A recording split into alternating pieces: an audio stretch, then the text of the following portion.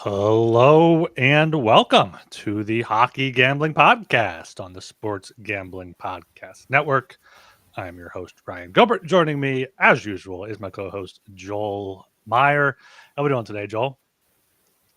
Doing well. Yeah, it's been more than 2.5 weeks now, right? It's just been 2 weeks. 2 weeks. It was 2 Wednesdays ago. 2 Wednesdays ago. Yeah. Okay. Seems like longer. But yeah, it's been a bit of an adventure. We can catch up now. Yeah, I mentioned I was going to the States. I went down there with some family. We have a cabin on the lake down there. And yeah, when I showed up, it was around midnight. Everyone was asleep. That was already there. I showed up with my brother and his whole crew. And I had to share a bed with my 6-year-old nephew. And he woke up the next morning, like, because I shaved my head, as all the YouTube viewers will notice. Yes. And he's like, Pop looks different. He's like 40 years younger, because that's my dad. And but during that night, he sleeps like a demon, just like he's possessed. He keeps spinning in his sleep like 360s. So when I got into bed, he's laying positionally normal, head on the pillow, feet at the other side of the bed. But I was woken up multiple times by him just like spinning around. Like at one point, he was like 90 degrees, just kicking my stomach. End of the night, end of the morning, he was kicking my face because his face is at my feet. My face is at his kickers. And that was not a good way to wake up, but it was all good. It must have been more traumatizing for him. Like, who the fuck is this guy? Yeah, that's not Uncle Joel. Yeah, you hear horror stories about uncles climbing into bed with 6 little nephews there. So, yeah, could have been a lot worse. Right. I tried to word that properly. What size bed was it? Was it like at least a queen, or was it just like a? It was a queen. Massive room, but this guy just like takes up the whole thing. Yeah. But yeah, that was an excellent weekend down there in the States. Not enough Canadians going down there for political reasons, but that's neither here nor there. We got some firework issues, but that's no new problem for us. Didn't some running back like have some sort of eye injury because of Najee Harris? Is that who it was? Did you not hear about this? I did not hear about this. No. I gotta look this up right now. I know Elvis's friend died because of firework accident a few years ago. Najee Harris, he had an eye injury. Yeah. All right. Oh, there you go. Damn. Well, in our case, it was my friend, my nephew, blowing out the smoke bomb with a water sprayer, and ended up right into my other nephew's arm. So it burned his arm. So yeah, that's just one of the casualties. But it's July 4th, It's all's well that ends well. So all good there on that first weekend. How have you been before I get into my next weekend? I've been good, actually. I made some Canadian friends 2 weeks ago, a week and a half ago at this point. I was going out for a little date night at one of our restaurants we go to. They have little like fishbowl drinks. That's a great deal. So we split those. There's this couple sits next to us. We see this karaoke like car go by, or there's like a karaoke like open air bus going off. So we're talking about that, and then we start talking to this couple. They're from Montreal. They're down for the weekend for a wedding. We keep talking to them. We're getting drunk. He's like, oh, what time is it? I'm like, 7:30. He's like, no, it's shot o'clock. So we all do shots and whatnot. So great night with a Montreal couple there that came on down. They were asking us like questions like, so like, are there actually like guns down here? Like, are there actually do people like open carry and whatnot? I'm like, not necessarily here in Philadelphia, but I mean, you do have to be a bit aware. Yeah. They're from Montreal. Come on, there's guns all the time down there, there rather, and yeah, whether legal or not. Mm-hmm. Yeah, last weekend Gong Show is preparation for the open weekend, of course, coming up, which we'll get into that. I'm not going to talk about tennis right now. We'll save that for later in the show. Oh, okay. I thought you were going to open with tennis. No. It's been a long 2 weeks, but I feel like that's been the peak of the past 2 weeks, though, for you. Is the tennis. Definitely, but there's too much to talk about. Like, all right. Yeah, there's the trip to the States. Now I went to, there was this like goth rave shows, like dark techno. It was like in an old factory, abandoned factory in East Hastings. Real ones will know that street. And all the brown guys, like all the hardcore like techno guys, they all get to the one side, and then there's like the hardcore dark ravers, the goth boys, where I usually associate myself in the other side. So it was like bounce back and forth, but we had these crazy vibes, like usually this kind of drug atmosphere, I would say. Like with these the techno rave guys, they tend to bring in their own stuff, so it created this new vibe. But anyway, I spent 48 hours awake on the past weekend. That's how long I was awake. Doing what? I mean, I can imagine what you're doing. A lot of wine. Okay, let's keep it at that. All right, a lot of, yeah. But 6 whiskey gingers cost me $80 for that show. Ridiculous. Yeah, that'll do it. But like 12, isn't that a lot for a lot? Yeah, I think that's so. a lot for Vancouver. But if I go out to a concert and I'm getting wasted, like I know I'm spending a good chunk of change. Anyway, that was a good show. A lot of fun. Met some new friends, and 48 hours awake. I almost lasted until the Alcaraz Sinner final at Wembley. I was about to ask. You didn't even watch it live? No. Wait. I did. I don't know how the fuck I woke up. It must have been God sending signals to my brain to wake up, because I woke up or I fell asleep at like 6 a.m, and I woke up at like 9. So I only missed the first set. So we're all good. But we're going to talk about tennis later. All right. We're going to talk about tennis later. We've got a whole tennis segment. But I was blessed because I thought that if I fell asleep then, I would pass out throughout the whole match and I would miss it all. Yeah. Thankfully, I did not. God is on my side on that one. But that weekend, hell of a time. I've been having a good summer. And it's blazing hot out. That's why I'm also shaving, because hair will also kill you. It's in the 90s, or it's 86 today, which is like 30-ish Celsius, and like the humidity's high as fuck. It's sticky as shit out there. I did have another instance where I actually thought about you. So I was going for a walk around my neighborhood, and I saw, this worse for wear looking guy just hanging out on like a stoop. I'm like, all right, whatever. No, and then I'll break it for a second. My sister has confused hobos with me before, so your comment has a lot of weight there. I'm not saying that. I didn't think that was you, but it was. But on my way home, this guy's still there. He just has a crack pipe out, just smoking crack on this random guy's porch. So I was like, this is like a Vancouver story Joel would have. Hell yeah, man. Yeah. So. All right. Make sure you what's the 5-minute average here? The SGPN app, picks and props, all free in the SGPN app. Still got baseball going on. Still got CFL. Still got stuff there. So, of course, the Sports Gambling Podcast Network has you covered from all angles there. Hockey talk. Shelov's traded to the Penguins for not much. Did you expect to get more for him? No. The Vancouver commenter expected more because, he's the hero of the Abbotsford Canucks. He won the Butterfield Award, the Conn Smythe of the AHL, and people expected, naively, to expect more from the trade. Of course, Rutherford goes back to the Penguins to do the deal. And, he was never getting to get more than this, considering they already signed Demko. They have Lankinen for another year. So the tandem is set. And Shelov's, he had a decent performance in the playoffs a couple years ago, but he was put in relief. He wasn't great. He was good enough. That was the whole thing. So a lot of people get too emotional about these kinds of players. And he's just he's very raw. And he's a goalie. He's dime a dozen. So getting a fourth and Chase Stillman, who's an okay-ish prospect, I think is a good move by the Canucks. And people just got too attracted by his AHL performance to view this rationally. Yeah. I mean, that makes complete sense. There were some Flyers fans, a few of them. They were like, "Oh, if this was the price for Seelovs, why didn't Danny Briere do it?" I mean, like we got Dan Vladar. Dan Vladar is going to come in. He's got good attitude right now. Coming in, going to split time with Sam Harrison. So no need to take a shot on another unproven NHL guy. Did you get another Russian goalie too in the draft? No, we didn't draft anyone this year, but we have a Zavragin. He's 2 years left on his KHL deal. He's Zavragin the Dragon, we can call him. Hell yeah. He's on like a Vasilevsky type trajectory. So All right, so hopefully you're loaded he's, up with the Russian goalies anyway. Yeah, but also, for his enduring credit, Shilov's got at the city of Abbotsford a new sister city, Riga, Latvia. So that sign is now hanging up there in Abbotsford that we can drive by. So yeah, he did his part, but he was never going to be part of the Canucks conversation going. No.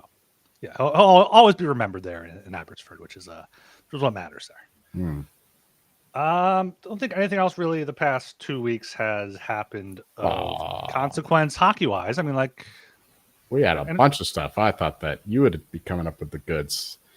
We didn't talk about Ehlers to the Hurricanes. Ehlers to the Hurricanes, yes, that's a good signing for them. Yep, that was expected. We said that it was either the Caps or the Canes, and he's a very Hurricanes player, right? Perimeter kind of guy, but will put up a lot of points in the regular season. To be fair, he did do some work in the playoffs for the Jets in the last postseason, but still, I think it just par for the course for the Hurricanes in terms of their overall mentality. And Bo Byram, he signed recently for the Buffalo Sabres at 2 years at 6.75, I want to say. So putting the trade talks on hold. Clearly he wants to be like a top two pairing guy, and I don't think that he's going to get that kind of opportunity in Buffalo, but apparently there wasn't enough interest for him to go elsewhere. So he sticks around in Buffalo. I think that's a good deal for both sides, I guess. Yeah, what else? There's a bunch of. Well, we got one thing we can go into the Calder Trophy conversation with, but I'm just going through the past signings from the past week. Jeff Skinner to San Jose. Let me see. I don't think anything else really big here. Jack McBain resigned in Utah. There, Cam York got his 5-year deal done there in Philadelphia. Great move by Danny Briere. I think $5 million for a guy that should be second pair defenseman at worst, can potentially play top pair minutes there. Blue Jackets re-signed Voronkov there. Good for our boy Bull Jacks. He's a good guy there. In Columbus, not really seeing too much else there. Brent Burns to Colorado. I think that happened after the podcast. I think that was that Wednesday night. Yeah, I don't understand that one at all. But I guess it's the cheap deal. It's like veteran experience, as though the Avalanche don't have enough of that. Don't have too much comments there, but the Avalanche are clearly gearing up for something big, considering they still have a lot of cap room after shipping out Coyle and Wood. And yeah, so the Crosby rumors are still lingering. I don't know if he'll go anywhere before Malkin retires. That's the whole emotional issue there. But yeah, Avalanche have something up their sleeves, and I want to say because they're geared for it. Like, this is the prime years. They want to get the most out that they can from the Makar on a sweetheart deal at the moment for another couple of years. So this is the absolute prime of the Avalanche. So they're going to be going all in for the next couple of years. So watch out for the Avalanche the next little bit. And yeah, what else? Oh, before I forget, because I did forget the last couple episodes. Ryan failed to remind me in both. Alexander McGillney, once again, yes, he is a Hall of Famer. Finally. This guy, he never should have waited this long to get the call. He won the Olympic gold with the Russians. He won the World Championship with the Russians. He won a Stanley Cup with the New Jersey Devils. This is a guy that Fedorov called the best player on their team when he was with the Russians, on a line with him and Bure. And yeah, when you watch this guy play, he was one of the best two-way player as well towards the later end of his career. Absolute brilliant player. Awesome with the Canucks. Good with the Maple Leafs. Awesome with the Devils as well. So shout out to McGillney. I've been calling for this guy to make the Hall of Fame for a while, and I'm happy, delighted, and surprised to see him finally get that call. So shout out to my guy, Alex. Yeah, it seemed like every year it was like, when is this guy going to get in? Because he retired in 2006, so coming back with playing 1 year with the Devils there. So yeah, it's been almost 20 years exactly since when he retired. So much deserved there. Much deserved there. All right, let's do a quick ad break, and then we'll get into the Calder Trophy conversation. Circa Million and Circa Survivor. Think you know ball? Then you have to enter Circa's football contest with $21 million in guaranteed prizes. There's no rake, so if entries go above the guarantee, all extra money will go to the prize pool. Circa Millions, you pick 5 teams against the spread each week, or you can go for the ultimate sweat in Circa Survivor. There's even the Circa Grandissimo, a $100,000 Survivor contest. You must register in person at a Circa Sportsbook in Nevada, which is a great excuse to book a trip to Las Vegas. You can also sign up in Nevada, play from anywhere with the help of SGPN's official proxy. Go to footballcontest.com and use promo code SGP to get $50 off your proxy fees. And we're also brought to you by MyBookie.ag. MyBookie is your place to bet on every sport, including the MLB, WNBA, golf, and of course, futures. MyBookie accepts customers from a ton of locations. Easy deposit and lightning fast payouts using crypto. Head to MyBookie.ag, promo code SGPN for a 100% deposit match up to $1,000. Terms and conditions apply. That is MyBookie.ag, promo code SGPN. Right, I guess the one trade of kind of award consequence over the past few weeks is the Lightning finally trading prospect Isaac Howard to the Edmonton Oilers. Immediately signed his ELC. Looks like he might get time there on the top line with Connor McDavid. I think he's still around 20-1 for Calder in some places. I feel like I've seen that you've already hit that a few times, right?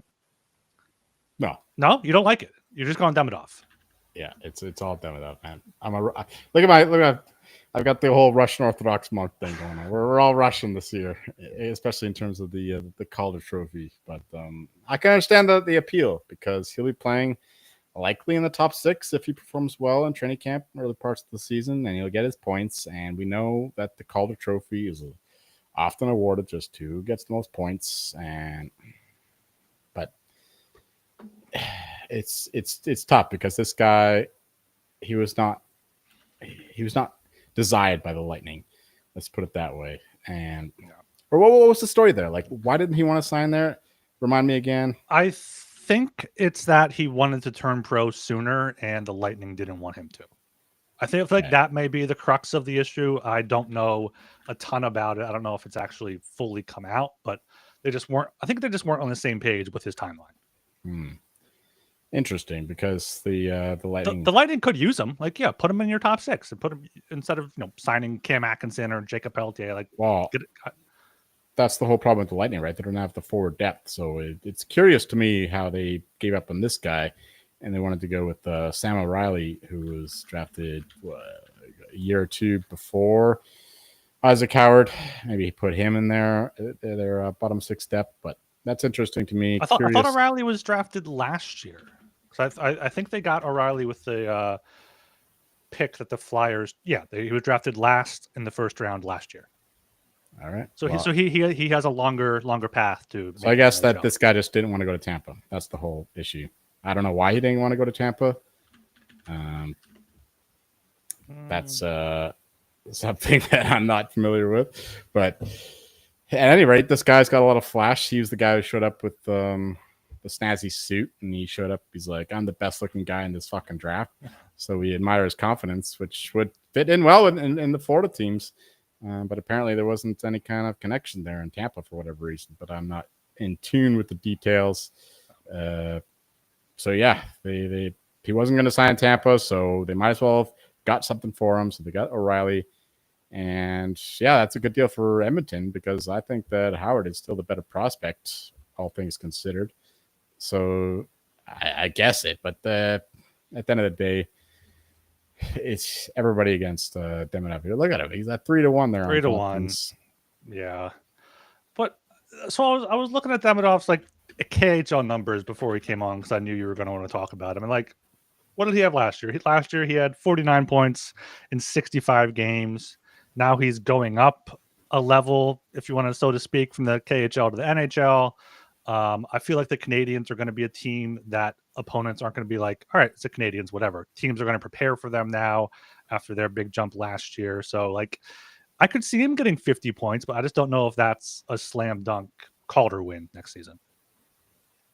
not slam dunk, but at 3-1, I think that he's a class above all these other guys. Look at this. Look at the second guy on this list, Jimmy Snuggerud. Jimmy Snugger is going to be playing top 6 minutes for the Blues. Maybe if he gets some time with Robert Thomas there on the top line, he could be in the mix. But yeah, I mean, the name, Jimmy Snuggerud. Does that scream Calder winner to you?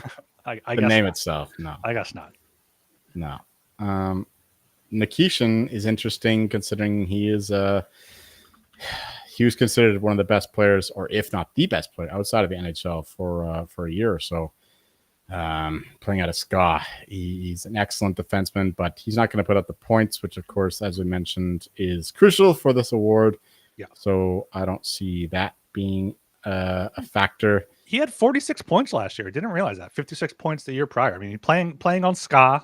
SKA St. Petersburg. We'll see if he gets. He's going to be behind the Canes with the Slavin. And, okay. They still have Goss's pair for the top power play in it. Yeah. So yeah, I don't think he should be 14-1. They're gonna be playing it safe with him. I think playing him more sheltered minutes. I don't see him getting a ton of points, ton of action on the offensive side of things. Misa, not a fucking chance. No. Archer's guy, the Jew Zeev Buyum out of Denver. I don't see that. He did not play well with the Wild late last year in his comeuppance. Zane Parekh. If I had to place another bet besides Demidov, it would be Zane Parekh, because this guy is a dynamo and he's going to get a lot of time in the defensive zone for the Calgary Flames. So this would be my favorite guy for anyone other than Demidov. Not that I bet him, but if you had to bet somebody else, I would bet Zane Parekh. This guy is absolutely killing it. Was it the OHL? I don't remember these the minor leagues as famously, because I could not determine which teams were in the OHL for the draft over 9.5 OHL players. Anyway, Zane Parekh, I think this guy is an absolute killer. I'm hearing a lot of good things about him, and the Flames could deal Rasmus Andersson even before the start of the season, and Zane Parekh will shine right in the spotlight there. So I think Demidov is my favorite bet at 3-1, especially, and Parekh could be my second. After that, it's a bit of a crapshoot. I mean, you got to mention Howard there at 16-1. I feel like that's a solid bet, because if he gets those top line minutes with McDavid, he could easily get 56 minutes. But then people will just credit the McDavid Draisaitl factor in playing on the power play if he gets those minutes. All right. I guess there is a chance, no doubt, but you missed the boat there. Like, yeah, because he was higher than 20-1. Now he's coming down. Right. Like, just. I remember watching Demidov in those first 2 games he played in the regular season. He was the best Canadiens player in those games. He was dominant in all facets of the ice. He was doing things that wowed the Canadian crowd, who are a very sharp hockey market. And yeah, of course, he went against the Capitals, who are a very defensive team, and it was a difficult playoff environment. But still, I think that this guy is the best player in this class. So at 3-1, I'm not saying to bet the house on it. I bet him in a few parlays here and there, but yeah, I think that's my favorite bet at the moment. But Zane Parekh, I think, if you wanted another guy, would be the look, because if you look at all the history of the Calder Award winners, like, it's always going to be one of these top guys. It's very rare to find somebody outside the top 5 or 6 positions, because we always say that, yeah, the rookies, who knows what's going on. At the end of the day, though, these guys always, the cream rises to the top, and we already know the cream, especially these second year, third year guys. And Demidov is proven himself in the KHL. He's semi-proven himself in the NHL, and none of these other guys have. So that's why I'm going with him. I have Billy Richter McGarty. 50-1 there for the Penguins, traded from the Jets because nobody wants to live in Winnipeg. I guess he could be playing top line minutes with Crosby, but like, no, don't. I don't think so. Like 50-1, sure, if you can get longer than that and have it planned to be a cash out bet rather than riding it out. Like, okay, if you think his odds should be shorter, but I don't think he should win it. The Penguins could be playing like 7-5 games every night, though. So that's pretty good. Get all the points. That's true. That's true. You could get a lot of points there. Yeah, I wanted to bring up, like, yeah, you look at these top guys. This is kind of who you think are going to win. Like Demidov's going to be in there. Misa, if he plays in the NHL, maybe he'll be in the conversation. But like, it's just going to be Big fade. the top guys. The top, yeah. Misa's. I'm not going to be touching him at all. But like, yeah, Demidov. I didn't realize how insane numbers Zane Parekh put up last year in the OHL. There, yes, he was. So we'll see if he gets NHL time there. Howard, Yeah, a lot. yeah, but then you get then you get down here. This is when you want to get like, okay, these are the guys that probably aren't going to win it, but you think the odds are too long. So you do, maybe you put a small bet on it to ride out, and put another bet to potentially cash out, kind of like something I do with these long shots. Specifically, I need to defend my boy Jet Luchenko. 75-1 here at DraftKings, 300-1 at FanDuel. I think there's a decent chance he makes the Flyers roster. He made the roster last year before going back to the OHL. Played well in the AHL after his OHL season ended, and he could end up being the second line center. He could end up playing with Michkov. He could end up playing with Konechny and these guys. So I'm not saying 75-1 is a good bet, but on FanDuel he's 300-1, and I think he should be shorter than that. Like, the guys that are this long are guys that just either aren't going to play in the NHL or really have no chance. So Luchenko has a path to top 6 minutes. So at 300-1, I would take a stab at that. Dilly. God bless the one who marries Dvorsky. Doesn't sound like that marriage would last. That's a classic joke of the HGP. We love our puns and word humor here. Yes. Yeah, this guy's a stud, though. The Blues definitely got a lot going on. We didn't mention that, didn't we? Did we mention the Bolduc Logan Mailloux trade? I think we kind of rushed over because of what it happened during free agency, but we didn't go over all the trades then. We didn't mention that. Yeah, but it's important to note that because Bolduc will do a lot better working with the likes of Demidov. He'll be able to keep up with him as opposed to Newhook, who's a slower skater. And the Canadians have a ton of depth on the defensive side in terms of the prospect aspect, and the Blues have nothing going on defensively. Yeah.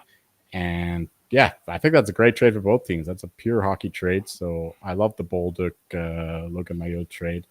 And yeah, Dvorsky is another guy that I rate highly. He's not going to win the Calder, but he certainly will be a factor in the Blues forward group going forward. Really like that, but not at 50-1 for the Calder. I just like these odds are so volatile. You can just follow this going forward. I think it's going to be the field versus Demidov at the end of the day. And FanDuel is offering that. The one thing with Dvorsky, I will say, because I am doing some writing at a Blues blog, is that they signed Pia Suter, they signed Nick Bjugstad, so that's two center spots taken up. They didn't trade Kyrou. Maybe he takes the Bolduc spot, but they could be playing it slow with Dvorsky. Yeah, I love the Pia Suter trade. That's signing. That's a very good acquisition by the Blues. Mm-hmm. So yeah, the Blues are going to be a force to reckon with. One of many in the Central Division there. Yeah. Speaking of the Central, do you have any other awards you want to go to real quick? I just have a quick point on the Central Division there while you brought it up. I saw that the Minnesota Wild to make the playoffs are like a pick'em. Like they're around a pick'em, which seems kind of crazy to me. Like, I know they're probably behind Winnipeg, Dallas, and Colorado, but Kaprizov was hurt. Joel Eriksson Ek was hurt. Marc-Andre Fleury wasn't the best backup. I feel like they're making the playoffs, and Kaprizov career or contract year. I could see the Wild. I was just surprised to see that they were either plus odds or like minus 120 to make the playoffs. Yes, absolutely. I love the Wild this year. Big on them. I want to find other markets for attacking them, like perhaps even Gustafsson for Vezina, because he's been one of the best goalies of the past few years. He's been up and down, but when he's been healthy, he's been one of the top 5 goalies in the league. And if the Wild just make a run, and minus 150, they already made the playoffs. Minus 150, so a bit higher than I thought, but I still think that's a solid bet. I mean, I'm not going to lay that for 8 months or whatever, but I feel like it should be higher. So find somebody in the Ward of Wall Street to Yes. counter. You're the Wild hater, and you're high on them. So Exactly. I don't know if anyone's going to be negative on the Wild. No, I shouldn't see why anyone would be, considering what they've done, and now they got the cap space to do things. They haven't been able to do anything, even though they wanted to get rid of Marco Rossi, who apparently doesn't fit in their plans. But yeah, I'm also big on the Wild. Like, yeah, missing Kaprizov, who was the Hart favorite at one point, lest we forget, until he missed a couple of months of action. Mm-hmm. And yeah, they fell apart in the second half of the season. We are guilty of looking at the recency bias of how poorly they played towards the end of the season, but they also pushed the Golden Knights to 6-7 games, and they were equal to them in that series. And you know how high I was on the Knights last season and this. And yeah, so I'm big on the Knights, the Knights and the Wild this year. So love the Wild to make the playoffs. If you want to make some future parlays, that make playoffs bet would be one of the legs.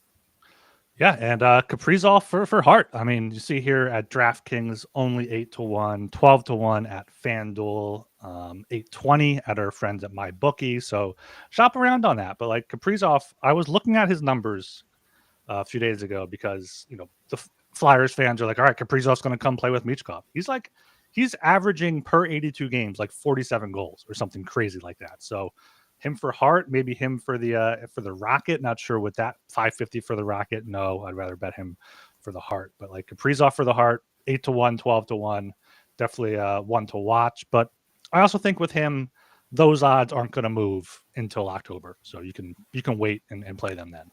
Right. The only Hart bet I've made so far, as one regular listener would expect, is Jack Eichel at 30-1.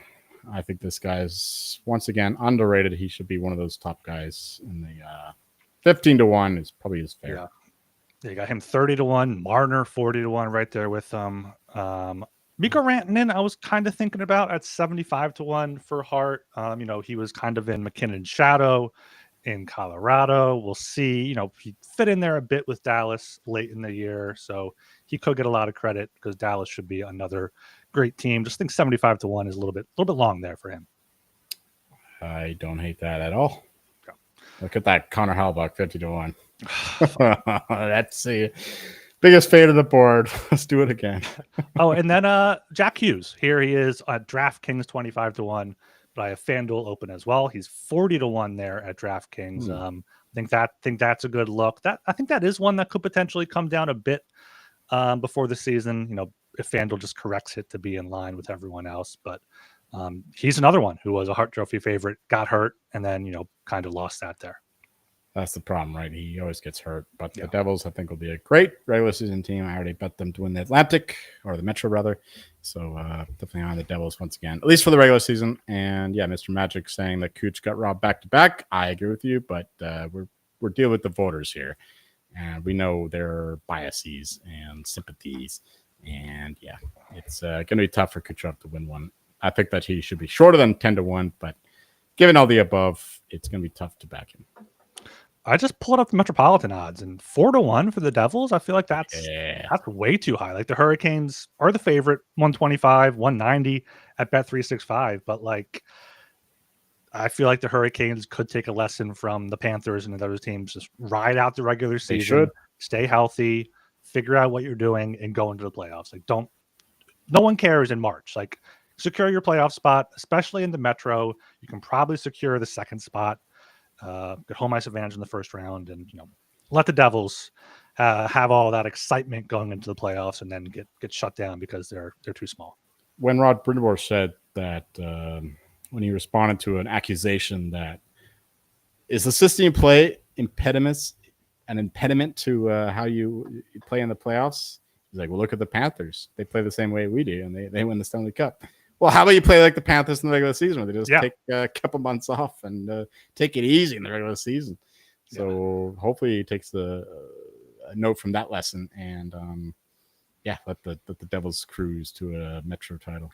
Yeah, Mr. Magic asking in the chat who's the favorite to win the Atlantic. You got Panthers plus 260, Lightning plus 360, Leafs plus 380. Maybe we'll do a division show next week or something. We always credit the players who comment in the chat, so he deserves a response. Who do you think that I picked for the Atlantic Division? Longshots. You either picked the Canadians at 18-1, Sens at 8-1, and I was looking at this team to make the playoffs yesterday because they still have Jeremy Swayman. They still have David Pastrnak. 60-1 for Boston to win that. 60-1. Fucking right. Yeah, Bruins are still right back in it, man. Like Bruins and Canadians, I'm all in on that old rivalry because the Atlantic is fucking loaded, but it's also have a ton of parity. And I don't believe that the Panthers are going to be going all out for the division, and the Leafs, who knows what the fuck they're going to be with that Marner. So I think it's wide open. So big long shot on Bruins, big long shot on Canadians. I think it's worth a shot. Yeah. I don't trust the other teams. Yeah, Lightning too. To be fair, if one of the favorites, I would bet the Lightning over Panthers or Leafs. I guess, but I think they're also a team that they're getting up there where, as long I don't know, I don't know if they have what it takes to be the full season for that. Yeah, Panthers apparently plus 130 some shops, and then Bet365 here it says plus 260. So I'm not sure if that is accurate on this. It's July, man. All these odds are all over the place. Yeah, good luck getting $40 down on these. Yeah, you gotta shop around there. Okay, we are brought to you by Underdog. Underdog Best Ball Mania is happening all summer long, giving away $15 million in prizes, including $2 million to first place.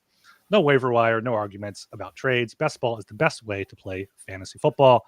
Underdog is also a great place to play Pick'em. So sign up with promo code HGP to claim your special pick and first-time deposit offer up to $1,000 in bonus credits. UnderdogFantasy.com, promo code HGP. And of course, we got Rhythm. They got their Power Trends game-changing feature here. Essentially the best of what their house model has to offer.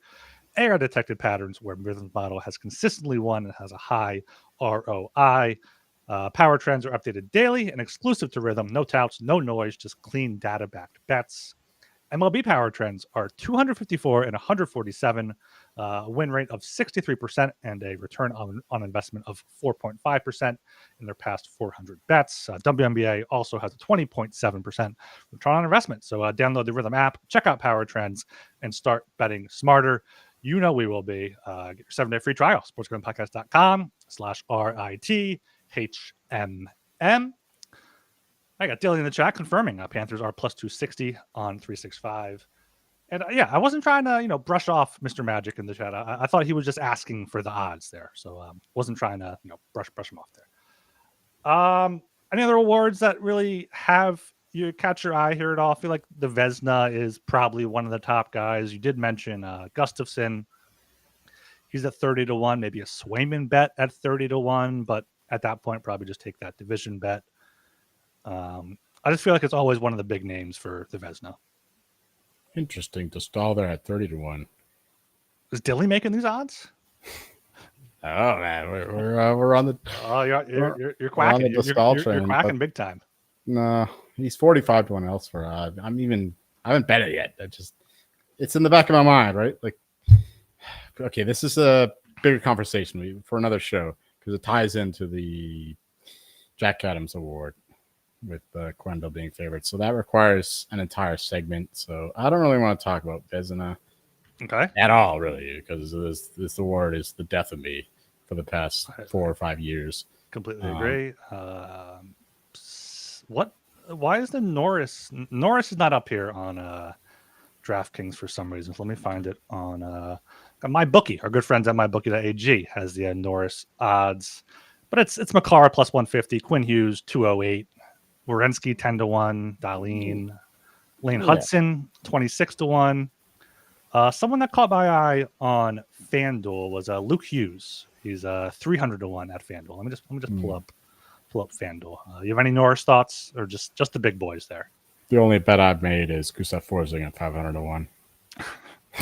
He's not going to have the points to win. He's not going to have the points. Yeah, they need to make a defensive defenseman award. That's just he is the top 5 defenseman in the league. I just couldn't refuse 500-1 for a guy that he'll get the love. Like he's even in the Conn Smythe voting, he's still got votes.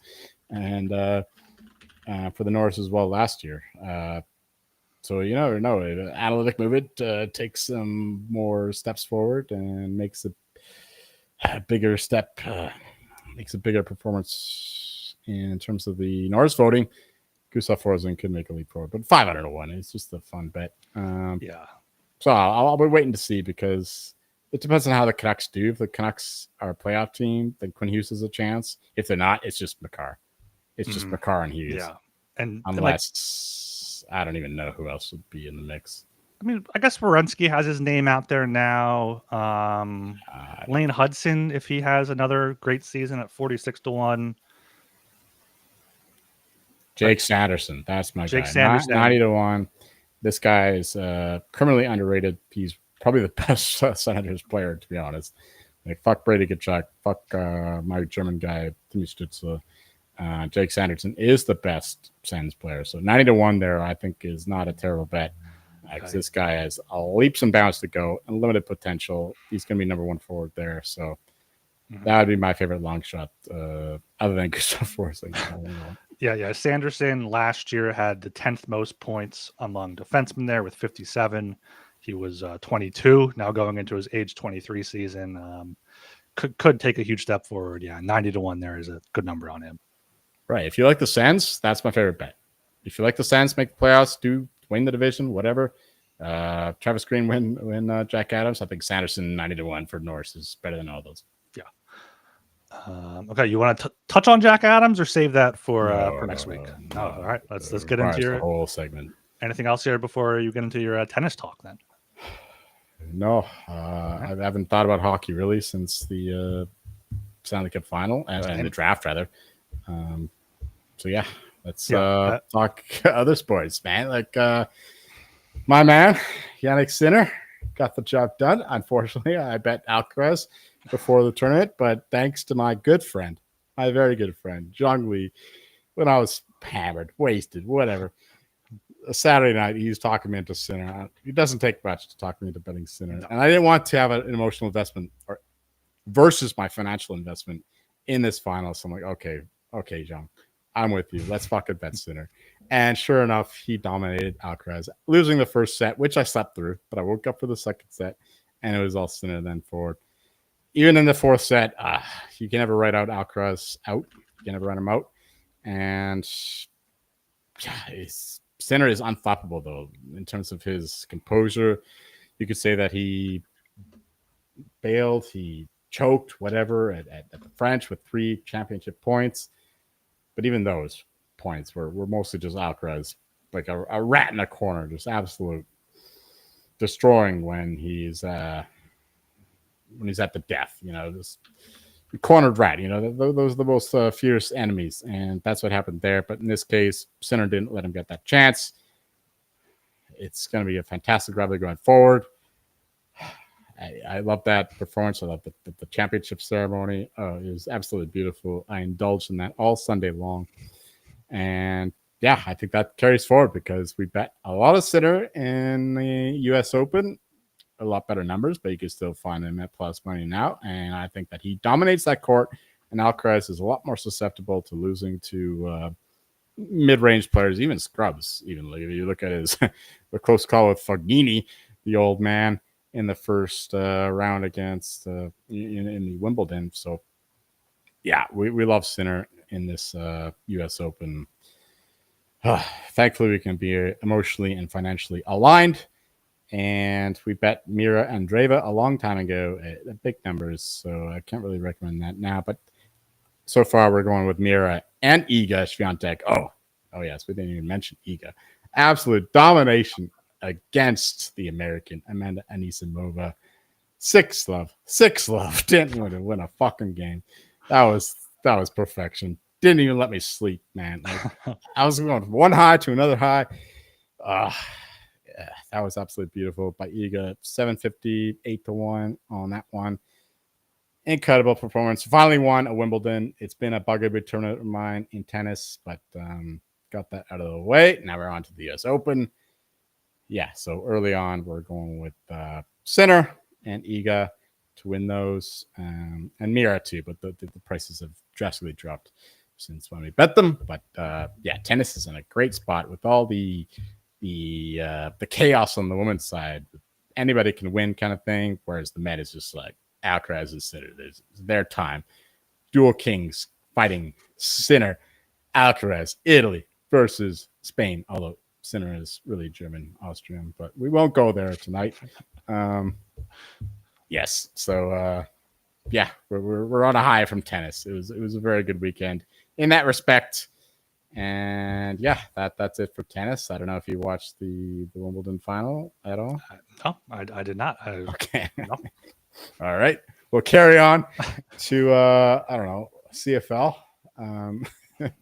We have a interesting market in the most ascending player. I think that it's more or less correct, except that I think that Davis Alexander and Nathan Rourke should be the favorites, but we have Bolio and Mitchell, Vernon Adams as the favorites. I'd rather bet Davis Alexander 6-1, Nathan Rourke 6-1.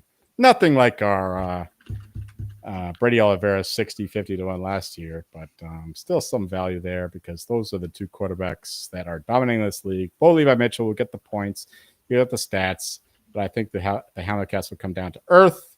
So we're going to fade that. Same with the Calgary Stampeders with Fernandez Jr. So Davis Alexander, Nathan Rourke would be my guys. Zach Collaros, interesting too with the Blue Bombers, undefeated. He's at 12-1, and he's been absolutely awesome since missing his first game. And that's my CFL stuff. I haven't actually looked at the actual games for this. Like the first games. The Alouettes are minus 10-point favorites against the Argonauts. So Davis Alexander is the time to buy now, considering he's going to have a pretty good performance there. I'm assuming you don't have any. No. This is like when I do my solo shows. This is your solo show here. You're just going off. Yeah, continue. All right. Well, Billy's asking for any good Joel Start from vacation. We already talked about it. Go back to the start of the show. Yeah. My nephew blowing fireworks into my nephew's hand for a burn and calling his mama who was crying about it. That's the whole deal. Anyway, we got the Open. My favorite major in the golf schedule is the Open Championship. We're going in Royal Point Rush. Close to Rory's hometown, but we're not betting Rory, at least not directly. We love Rom. Same with every fucking other guy on this planet. Everybody I listen to loves Rom, but we were on him first. We got him at 16, 14-1. You can still find him 12-1. I still don't mind that. He was in it. He was in it like multiple majors now. He just can't buy a putt. But I think that if he can buy a putt now, and he's more accustomed to these slower greens, he can make his way on these greens and make a bigger damage.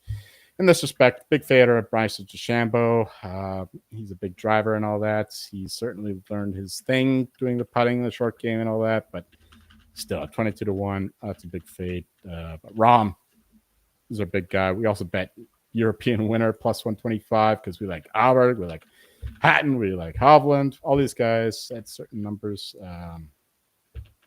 And matchups, we have, we have Justin Rose. We like this guy a lot. The old man. This guy's been tremendous in the majors this year. This is a place that he's familiar with. Over Young at minus 122. Over Koepka at minus 105. I love that. Koepka's, he's historically a great majors player, but not recently.